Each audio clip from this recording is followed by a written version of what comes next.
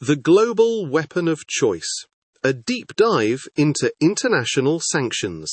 Chapter 1. The Basics of Sanctions. Before we travel through time, we need to establish a solid foundation. What exactly are international sanctions? At their core, international sanctions are coercive measures applied against states, non-state entities, or specific individuals. They are designed to address threats to international peace and security. When a nation violates international norms, sanctions are deployed to modify that actor's behavior, to diminish their capacity to maneuver, or to weaken their overall strategic position. They serve as a vital middle ground in international relations. They are a significant step beyond mere diplomatic protests and strongly worded letters, but they stop short of the devastating, distractive use of armed military force. In the realm of global statecraft, there are several different types of sanctions, each designed to pull a different lever of pressure. First, we have economic sanctions. These are the most common and often the most impactful. They typically involve a ban on trade. This ban might be selective, limited only to certain sectors like armaments, advanced technology, or energy exports. Or it might involve a sweeping, comprehensive embargo with only very narrow humanitarian exceptions for food and medicine. Economic sanctions aim to impose a massive financial cost on the target, depriving the government of the wealth and resources needed to fund hostile activities or maintain its military. Second, there are diplomatic sanctions. These are political measures taken to express severe disapproval. They do not directly target the economy. Instead, they involve actions like cancelling high-level government visits, recalling ambassadors, closing embassies, or expelling foreign diplomatic staff. It is a formal severing of political friendship, designed to isolate a country on the world stage. Third, we have military sanctions. This can range from a strict arms embargo, which cuts off the supply of weapons, ammunition, and dual-use technologies, to targeted military strikes intended to degrade a nation's conventional capabilities without launching a full-scale war. Fourth, there are sport and cultural sanctions. These measures prevent a country's citizens and national teams from competing in international events like the Olympics or the World Cup.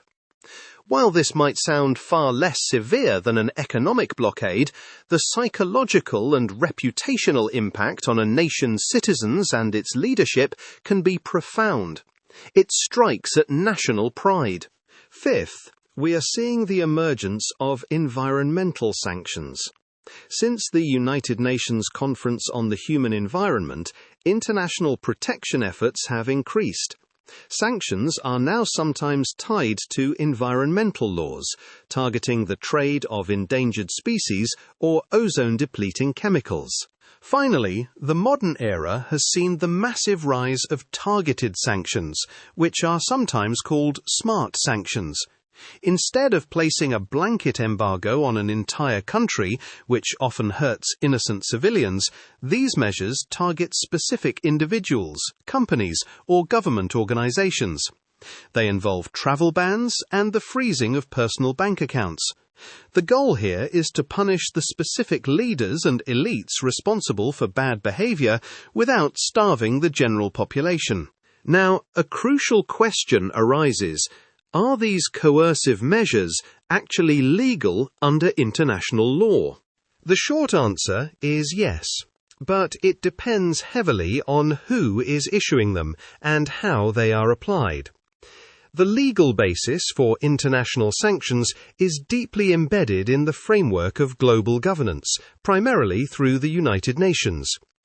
When the UN was formed, its founders wanted a mechanism to stop wars before they started. This mechanism was codified in Chapter 7 of the UN Charter. Specifically, Article 39 of the Charter empowers the UN Security Council to determine the existence of any threat to the peace, breach of the peace, or act of aggression. Once a threat is officially identified, Article 41 allows the Security Council to decide what measures, strictly not involving the use of armed force, are to be employed to restore peace. The Charter explicitly states that these measures may include the complete or partial interruption of economic relations, rail, sea, air, postal, telegraphic and radio communications, as well as the severance of diplomatic ties. When sanctions are authorized by the United Nations Security Council, they are considered multilateral and collective. They are legally binding on all member states of the United Nations. However, getting the UN Security Council to agree on anything is notoriously difficult, because any of the 5 permanent members, the United States, the United Kingdom, France, Russia and China, can veto a resolution. Because of this gridlock, individual nations and regional bodies, like the European Union, frequently impose their own autonomous or unilateral sanctions. The legality of these unilateral sanctions is highly debated. The nations imposing them argue that they have the sovereign right to choose who they do business with. The nations targeted by them, however, argue that unilateral measures violate international law, specifically the principle of non-intervention. They argue that one country should not be allowed to use economic coercion to dictate the internal political choices of another. Despite this ongoing legal and moral debate, unilateral sanctions remain one of the primary tools of foreign policy for the world's most powerful nations. Now that we understand the definitions and the legal theory behind these tools, we can look at how they were forged in the fires of history. Chapter 2: The Origins of Sanctions. To find the first recorded event of a country imposing economic sanctions on another, we have to travel back over 2,000 years. We are going to ancient Greece, specifically to the year 432 BC. The Athenian Empire, under the leadership of the legendary statesman Pericles, was the dominant naval and economic superpower of the Delian League. Neighbouring them was the city-state of Megara. Megara was allied with Athens' great rival, Sparta. Tensions in the region were incredibly high, and the two alliance networks were locked in a bitter Cold War. According to historical records, the Megarians had provoked Athens in several ways. They had allegedly trespassed and cultivated land that was considered sacred to the goddess Demeter. Furthermore, they were accused of giving shelter to runaway Athenian slaves and, most shockingly, killing an Athenian herald who had been sent to their city to reproach them. In response to these provocations, Pericles issued what is known as the Megarian Decree. This decree formally banned all Megarian merchants from accessing the harbours and marketplaces of the entire Athenian Empire. This was a revolutionary moment in statecraft. It is the very first recorded use of economic trade restrictions as a coercive political tool. Rather than initiating direct warfare and breaking a fragile peace treaty with Sparta, Athens used its massive economic leverage to strangle Megara's economy. The goal was to exert intense political pressure, demonstrate Athenian dominance, and weaken Megara's alliance with Sparta without ever drawing a sword. However, this early experiment in economic warfare carries a profound historical lesson. The Megarian Decree did not prevent war. In fact, the economic starvation of Megara caused immense resentment and hardship. Megara appealed directly to Sparta for help, claiming that Athens was destroying them. In the diplomatic build-up to the conflict, the repeal of the Megarian Decree became Sparta's primary demand to avoid war. Athens stubbornly refused to lift the embargo. The resulting escalation directly contributed to the outbreak of the devastating Peloponnesian War, a conflict that lasted decades and eventually led to the total defeat and downfall of the Athenian Empire. The lesson from 432 BC is incredibly clear and remains highly applicable today. Economic sanctions, especially when applied rigidly against a proud adversary, can easily escalate a conflict rather than resolve it. They can corner a target and force them into a military response.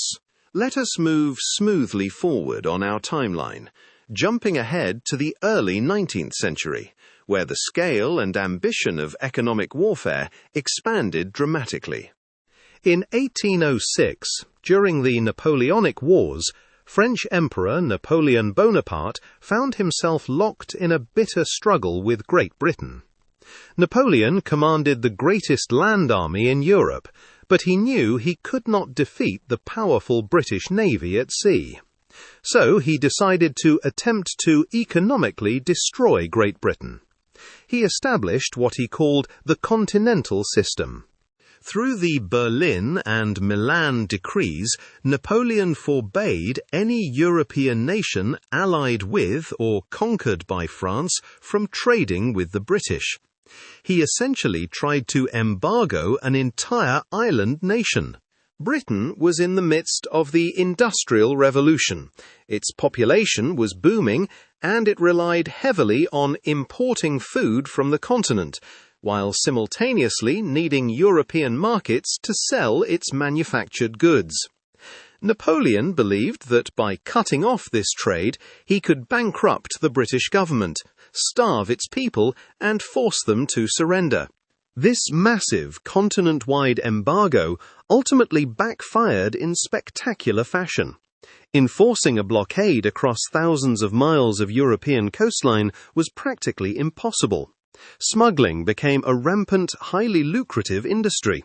More importantly, the lack of British manufactured goods and colonial imports caused severe economic pain across Europe. The embargo hurt Napoleon's allies just as much, if not more, than it hurt the British. European citizens blamed Napoleon for the high prices and poverty.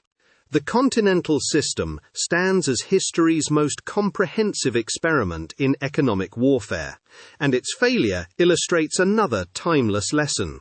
Massive, broad-brush trade wars are often unenforceable, strategically counterproductive, and invariably punish the vulnerable. When you try to legislate away supply and demand, human ingenuity will find a way around it.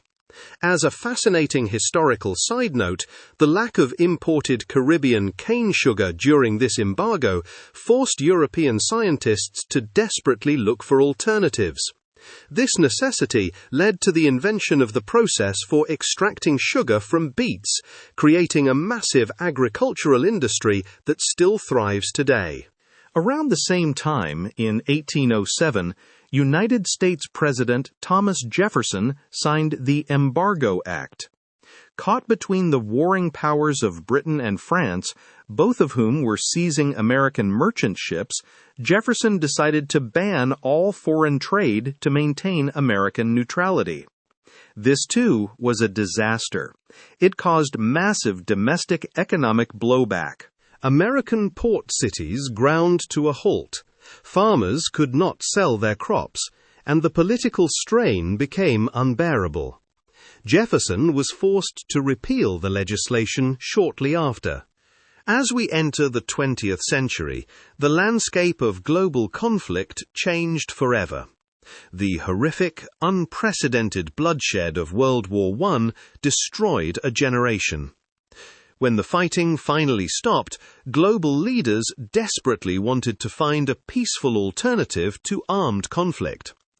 United States President Woodrow Wilson became a massive champion of economic sanctions. He famously referred to sanctions as a peaceful, silent, deadly remedy. He argued that if the world could unite to economically strangle an aggressor, there would be absolutely no need for the use of military force.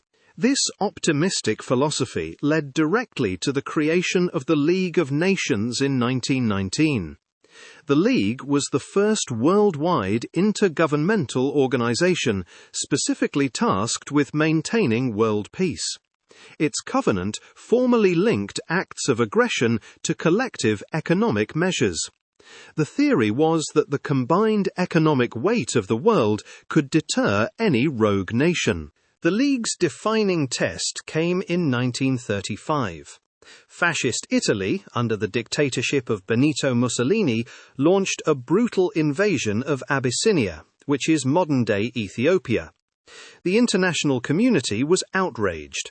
The League of Nations quickly condemned the invasion and voted to impose economic sanctions on Italy. It was supposed to be the shining moment for collective security. However, the sanctions were a colossal failure. They were poorly designed and only partially applied due to political cowardice. Crucially, the embargo excluded the very materials Italy needed most to run its war machine, namely oil, coal, and steel. The League members were too afraid of hurting their own economies to cut off the commodities that actually mattered. Furthermore, non-member states, most notably the United States and Germany, simply ignored the League and continued trading with Italy, completely undermining the boycott. To make matters worse, Britain and France were terrified of pushing Mussolini into a formal alliance with Adolf Hitler. Because of this fear, they refused to close the Suez Canal to Italian shipping.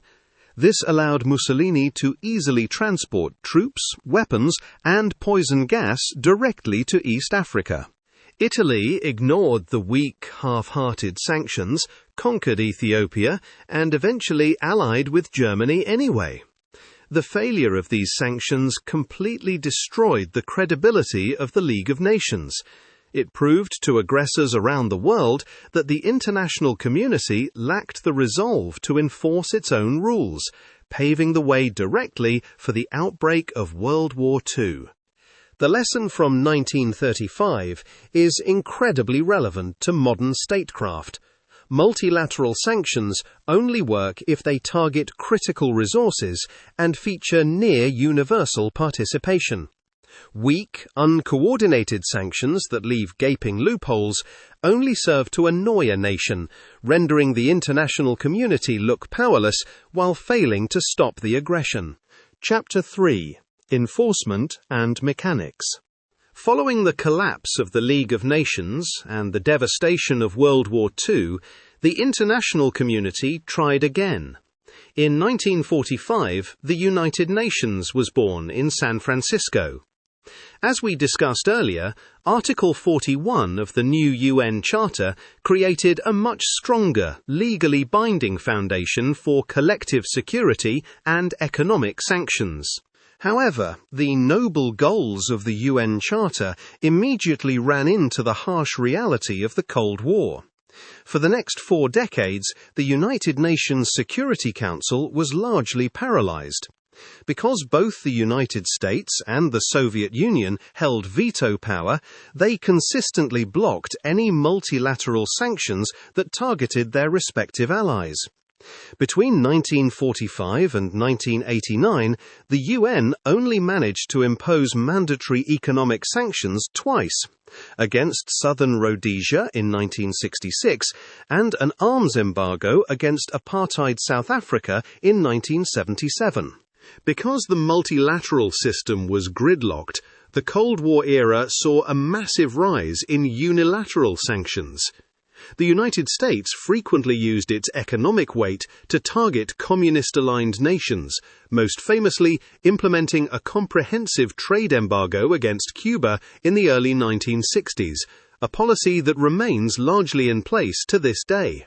When the Soviet Union finally collapsed and the Cold War ended, the geopolitical landscape shifted overnight. The UN Security Council was suddenly freed from its decades-long paralysis. The 1990s quickly became known among historians and diplomats as the Sanctions decade. The international community, led by a newly unified Security Council, began using comprehensive economic sanctions as their primary tool to quell civil wars and punish rogue states. The most high-profile and consequential case of this era occurred in 1990. Following Saddam Hussein's brazen invasion of Kuwait, the United Nations imposed sweeping, comprehensive sanctions against Iraq. These measures cut off almost all international trade and financial transactions with the country. The goal was to force the Iraqi military to withdraw and to dismantle its weapons of mass destruction programs. But the results on the ground were a humanitarian catastrophe. The complete economic isolation led to severe, cascading shortages of food, medicine, and clean water. The civilian population suffered immensely. Public health infrastructure collapsed. Meanwhile, Saddam Hussein and the political elites maintained their grip on power by controlling the black market and rationing the limited resources that were available. The regime actually used the economic scarcity to solidify its control, blaming the West for the suffering of the Iraqi people. The humanitarian disaster in Iraq sparked a massive global backlash. By 1997, UN Secretary-General Kofi Annan openly recognized that broad, country-based sanctions were a blunt instrument that inflicted unacceptable harm on vulnerable civilians while often failing to change the behavior of dictators. This realization forced a fundamental evolution in how sanctions are designed and enforced. Moving into the early 2000s, policymakers largely abandoned the idea of comprehensive trade embargoes. Instead, they shifted to what we call targeted sanctions, or smart sanctions. The September 11th terrorist attacks in 2001 accelerated this shift dramatically. The United States passed the Patriot Act, which required financial institutions to formalize strict anti-money laundering and sanctions compliance programs. The focus moved away from embargoing entire nations and toward tracking individual illicit actors. Authorities began building massive, complex lists of specific terrorists, cartel leaders, corrupt government officials, and weapons proliferators. If you are placed on one of these targeted sanctions lists, your global assets are frozen, you are banned from international travel, and no reputable bank will do business with you. So, how are these modern, targeted sanctions actually enforced mechanically? It requires a massive, sophisticated domestic regulatory apparatus. In the United States, enforcement is handled primarily by the Office of Foreign Assets Control, commonly known as OFAC. OFAC sits within the Department of the Treasury. It is the nerve center of American economic warfare. OFAC maintains the Specially Designated Nationals List, or the SDN list. Every bank, corporation, and citizen in the United States is legally required to screen their transactions and business partners against this list. It is a strict liability regime. If a bank accidentally processes a transaction for a sanctioned person, they are held liable. They must immediately block the funds and report it to the government. Violating OFAC regulations carries severe civil and criminal penalties, including fines that can run into the billions of dollars. Because of this, global corporations now employ entire armies of compliance officers and utilize advanced artificial intelligence software just to screen their daily transactions. The European Union operates a similar, though slightly more diplomatic system. Under its common foreign and security policy, the Council of the European Union unanimously adopts restrictive measures. Once adopted, these measures become applicable EU law. However, unlike the centralized enforcement of OFAC in the United States, the EU relies on its individual member states to enforce the sanctions within their own borders, which can sometimes lead to varying levels of strictness. But here is where the mechanics become truly fascinating, incredibly powerful, and highly controversial. What happens if the United States imposes primary sanctions on a country, but a European, Asian, or African company wants to continue doing business with them? Primary sanctions only legally apply to citizens and companies within the issuing country. To project its power globally, the United States developed and perfected a tool known as secondary sanctions. Secondary sanctions are designed to force third-party countries and foreign corporations to comply with U.S. foreign policy, even if their own home governments disagree with it. Think of secondary sanctions like a bank shot in a game of billiards. The United States does not attack the target directly, it bounces the pressure off an intermediary. The mechanism relies entirely on the immense power of the US dollar and its central role in the global financial system. The US Treasury essentially issues an ultimatum to foreign banks and multinational corporations. You can continue doing business with the sanctioned target, or you can do business with the United States, but you cannot do both.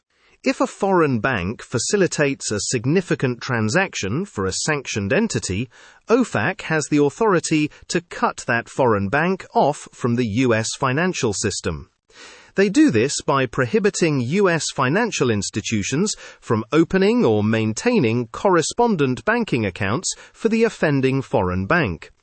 Because almost all international trade, from oil to electronics, relies on US dollar clearing through these correspondent accounts, losing access to the US financial system is an absolute economic death sentence for any global bank. We saw a prime example of this in 2017 with the Bank of Dandong, a Chinese bank. The US Treasury found that the bank was facilitating money laundering for a Chinese company that was helping the North Korean government evade sanctions. The US did not just sanction the North Koreans, they used secondary sanctions to cut the Chinese bank off from the US financial system. It was a massive warning shot. It sent a chill through the entire global financial sector, proving that the US was willing to destroy the business of any third-party institution that helped its adversaries. Secondary sanctions transformed the US Treasury into a global financial policeman, capable of enforcing its will far beyond American borders, and setting the stage for the intense economic warfare we see today. Chapter 4: Evasion and Retaliation. As sanctions evolved into highly sophisticated, targeted financial weapons in the 21st century, the targets of these weapons evolved right alongside them. When you attempt to completely cut a nation out of the legitimate global economy, they do not simply fold their hands and give up. They adapt. They innovate. They build a shadow economy. Let us look closely at how targeted nations successfully bypass and circumvent modern sanctions. One of the most prominent and dramatic evasion tactics involves the manipulation of the maritime shipping industry. Nations that are heavily reliant on exporting sanctioned commodities, particularly oil, such as Iran, Russia, and Venezuela, rely on what is known as the dark fleet or the shadow fleet. This is not a formal navy.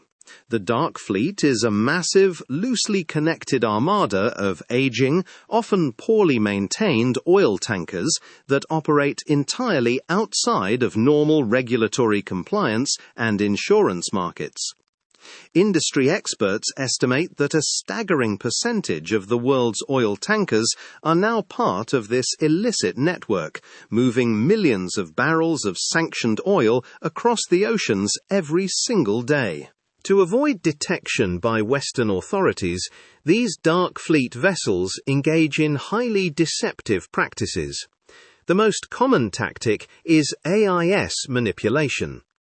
By international maritime law, Every commercial ship is required to broadcast its location, speed, and identity using an automatic identification system, or AIS.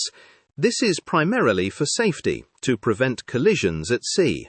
However, shadow fleet vessels will routinely turn off their AIS transponders to go entirely dark while they are loading illicit cargo at a sanctioned port. More recently, as satellite tracking has improved, these ships have adopted a more advanced tactic called spoofing.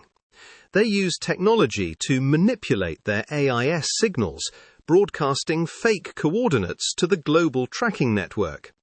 A tanker might broadcast a signal showing that it is peacefully anchored off the coast of West Africa, while satellite imagery reveals it is actually loading sanctioned oil at a terminal in the Middle East. Once the ships have fully loaded, they often sail into deep international waters and perform dangerous ship-to-ship transfers. Two massive tankers will pull alongside each other in the open ocean and pump millions of barrels of oil from the sanctioned vessel into a clean vessel. This effectively launders the oil, obscuring its true origin before it is delivered to a willing buyer. Furthermore, these ships constantly change their names, alter their physical maritime registration numbers, and flag themselves in open registries in countries with very low compliance oversight, such as Panama or Liberia, making it incredibly difficult for authorities to track who actually owns them. But moving the physical goods is only half the battle. Sanctions evasion also requires hiding the money. To do this, targeted regimes utilize labyrinthine networks of shell companies and front companies. By registering businesses in third-party countries that offer high financial secrecy and minimal corporate transparency, sanctioned entities can completely obscure their true ownership structures. They use local intermediaries and third-party brokers to purchase restricted technologies, microchips, or dual-use goods. This breaks the chain of documentary evidence.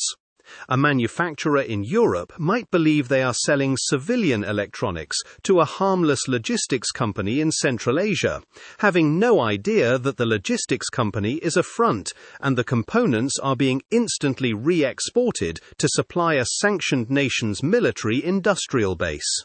As we move into the late 2010s and early 2020s, the digital revolution provided rogue states with the ultimate evasion tool: cryptocurrency. State-sponsored hacking groups have turned to cyberspace to steal funds and bypass the traditional, heavily monitored banking system entirely. North Korea is the prime, textbook example of this evolution.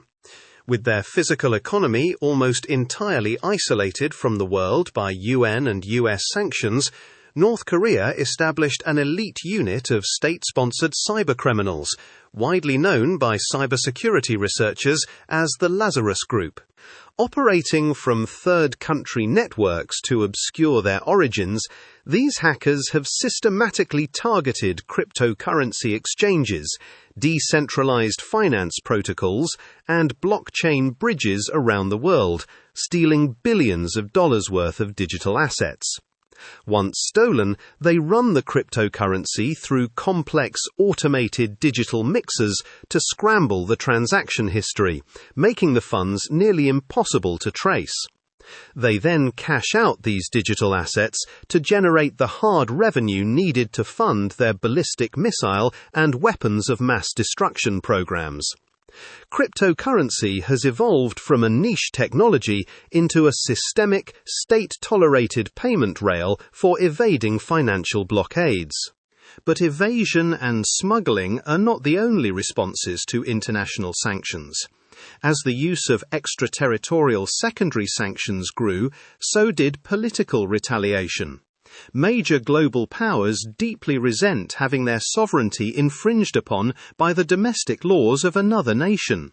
When a country feels bullied by another nation's secondary sanctions, they often implement defensive retaliatory laws. We saw this happen with the European Union. In 1996, the US passed legislation that penalized foreign companies for doing business with Cuba and Iran. In response, the EU created the blocking statute. This law makes it strictly illegal for European companies to comply with specific US extraterritorial sanctions. The statute essentially nullifies the effect of the US laws within Europe and allows EU operators to sue in European courts to recover any damages they suffer due to the US sanctions. While it is rarely heavily enforced, it serves as a massive political shield, a way for Europe to legally signal that it will not blindly accept foreign jurisdiction over its international trade. More recently, as geopolitical tensions have escalated, China has taken aggressive, formalized legislative action. In 2021, the Chinese government passed the Anti-Foreign Sanctions Law, and they expanded its implementation significantly in 2025. This law provides Beijing with a massive, sophisticated legal toolkit to retaliate against any foreign entity, organization, or individual that implements discriminatory restrictive measures against Chinese citizens or interests. The countermeasures built into this law are incredibly severe. If a foreign company decides to comply with US sanctions against China, the Chinese government can seize that company's property within mainland China. They can freeze their local assets, deport their executives, restrict data transfers, and completely ban them from doing business with any Chinese entities. This legal retaliation places multinational corporations in an impossible, deeply perilous position. If a global bank or tech company complies with US secondary sanctions, they face immediate asset seizures, lawsuits, and banishment from the massive Chinese market. If they choose to ignore the US sanctions to please China, they face billions of dollars in OFAC fines and risk being cut off from the US dollar and the American financial system. This retaliatory legal warfare is actively fracturing the global economy, forcing international companies to choose sides in an increasingly hostile and divided world. Chapter 5: Modern Application and Notable Events. This brings us to the modern era. The last 20 years have seen sanctions transform from a specialized diplomatic tool into the absolute center of gravity in global conflicts. Let us look at how these mechanisms have been applied in recent history, the new geopolitical reality they have created, and the critical lessons we must draw for the future. Between 2006 and 2015, the international community achieved a rare, historic moment of unified multilateral consensus regarding Iran's nuclear program. The UN Security Council, alongside the United States, the European Union, Russia, and China, enacted a progressively tightening web of sanctions. The shared goal was to prevent nuclear proliferation and force Iran to the negotiating table. This era saw a dramatic escalation in the severity of financial warfare. In 2012, authorities took the unprecedented step of weaponizing the actual infrastructure of global finance. They pressured SWIFT, the secure international messaging network that thousands of global banks use to transfer money, to completely disconnect Iranian financial institutions. Being unplugged from SWIFT effectively erased Iran from the global banking system overnight. They could not easily sell their oil, and they could not easily buy imports. The crushing economic pressure ultimately worked, leading to the 2015 Joint Comprehensive Plan of Action, commonly known as the Iran nuclear deal. Under this agreement, Iran agreed to dismantle portions of its nuclear program and submit to severe inspections in exchange for the lifting of international sanctions. However, this diplomatic victory was short-lived. In 2018, US President Donald Trump withdrew from the agreement and unilaterally reimposed a maximum pressure campaign of secondary sanctions on Iran. Because the US acted unilaterally, European allies strongly objected. They attempted to use their blocking statute to protect European companies that wanted to continue trading with Iran. But the economic reality was stark.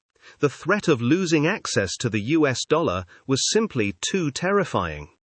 European corporations ignored their own governments and abandoned the Iranian market anyway.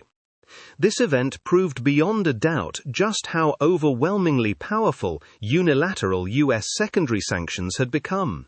But it also deeply fractured the trust and coordination between Western allies. This fracturing set a dangerous stage for the defining geopolitical event of the modern sanctions era, the conflict with Russia. Following Russia's annexation of the Crimean Peninsula in 2014, the West imposed a series of moderate, targeted sanctions against specific Russian individuals and entities. But when Russia launched its full-scale invasion of Ukraine in February 2022, the United States, the European Union, the UK, and their allied partners unleashed a financial shock and awe campaign that was entirely unmatched in modern history. The speed, sequencing, and sheer scale of the sanctions were breathtaking. The Allies did not wait to slowly escalate pressure. Within days of the invasion, the coalition froze hundreds of billions of dollars of the Russian central bank's sovereign foreign exchange reserves. They expelled major Russian state-owned banks from the SWIFT network. They banned the export of critical technologies, semiconductors, and aviation parts. They placed blocking sanctions on Russia's wealthiest oligarchs and political elites. Eventually, they imposed a highly novel, complex price cap on Russian seaborne oil exports, attempting to keep Russian oil flowing to stabilize global markets while starving the Kremlin of the profits. The explicit goal was to cause an immediate liquidity crisis, deny the Russian military the high-tech components needed to build weapons, and crash the Russian economy to halt the war machine in its tracks. As we assess the situation from the vantage point of 2026, the results are a fascinating paradox that echoes the failures of the Napoleonic era. The sanctions undeniably caused severe friction. Hundreds of major Western corporations voluntarily abandoned the Russian market, unwilling to risk the reputational damage of staying. Russia's long-term GDP growth trend was severely hampered, inflation spiked, and their access to high-end Western technology was genuinely crippled. Yet, the Russian economy did not completely collapse, and the war did not end. Why? Because the modern global economy is incredibly vast and porous, and Russia quickly learned to adapt. Just as Napoleon discovered in 1806, it is nearly impossible to completely blockade a massive, resource-rich landmass.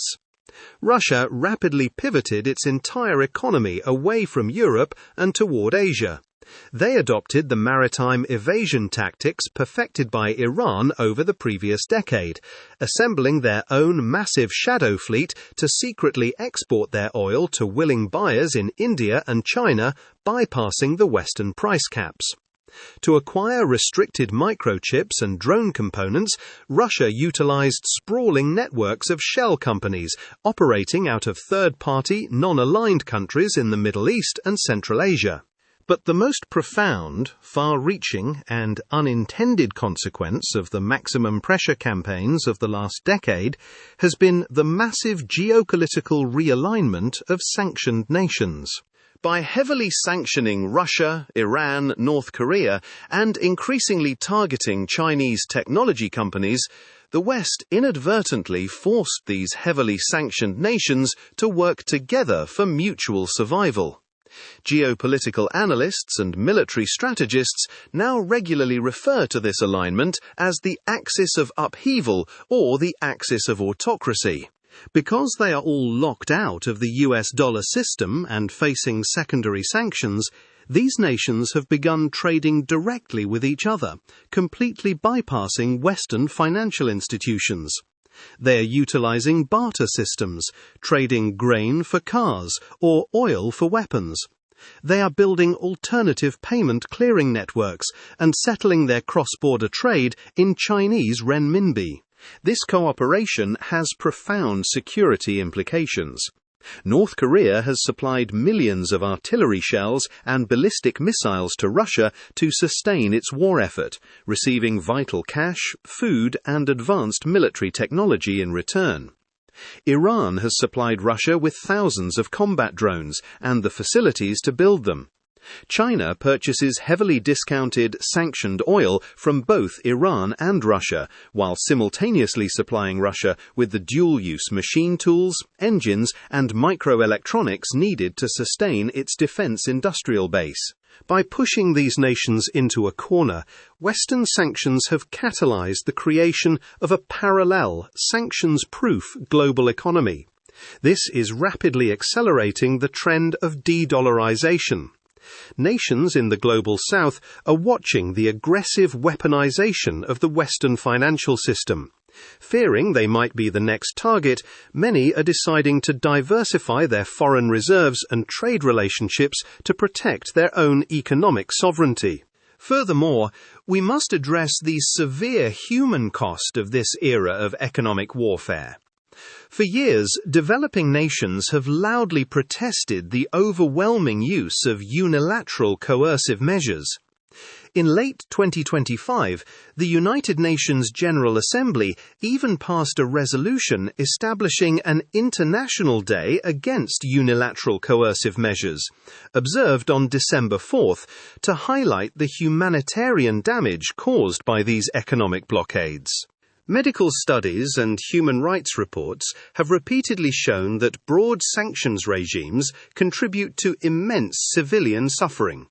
While the exact numbers are debated, studies indicate that sanctions degrade healthcare infrastructure, destroy water sanitation systems, and spike inflation on basic food staples, leading to increased mortality rates, particularly among children and the elderly.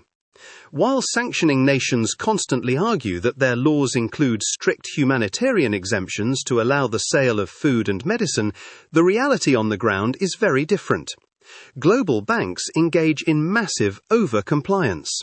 Banks are so terrified of facing a billion-dollar fine from OFAC that they simply refuse to process any transactions, even legal humanitarian ones, for anyone located in a sanctioned jurisdiction. This effectively blocks life-saving aid from reaching the people who need it most.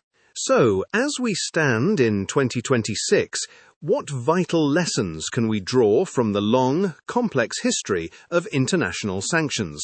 First, we must deeply recognize the Megarian decree paradigm from ancient Athens. Economic strangulation is not a guaranteed peaceful substitute for war. It can easily be the catalyst that provokes a targeted nation to lash out militarily, feeling they are backed into a corner with nothing left to lose. Second, we must heed the lesson of the League of Nations and the 1935 Abyssinia crisis. Sanctions that are porous, disjointed, and lack true global consensus are completely ineffective. If major economic powers refuse to participate, or if critical commodities are exempted from the embargo, a targeted regime will simply find a backdoor. Third, we must remember the failure of Napoleon's continental system. Broad, aggressive economic warfare often inflicts as much pain on the sanctioning coalition and the global supply chain as it does on the target. The weaponization of trade disrupts markets, accelerates domestic inflation, and severely alienates neutral countries who just want to conduct business. Finally, the modern era teaches us that while financial sanctions are highly effective at signaling moral resolve, punishing elites, and imposing long-term friction on an adversary's economy, they are historically very poor at forcing a committed authoritarian regime to surrender or change its core strategic objectives. Sanctions are a tool of attrition, a slow, invisible siege that plays out over years and decades, not days and weeks. As we look to the future, it is clear that the era of uncontested, omnipotent financial warfare is slowly coming to an end. The rise of cryptocurrency, the development of alternative payment networks, and the tightening, pragmatic alliances of the axis of upheaval mean that the immediate effectiveness of Western economic sanctions is diminishing. Moving forward, global leaders will have to realize that you cannot simply sanction your way out of complex, deep-rooted geopolitical crises. Economic coercion must be carefully balanced with robust, realistic diplomacy, or we risk permanently dividing the world into two entirely separate and highly hostile economic spheres. Thank you for joining us on this deep dive into the mechanics, the history, and the future of international sanctions. Understanding how the world works means looking past the daily headlines and taking the time to understand the invisible financial plumbing, the legal frameworks, and the historical precedents that truly dictate global power. Until next time, keep questioning the narratives and keep exploring how our world is built.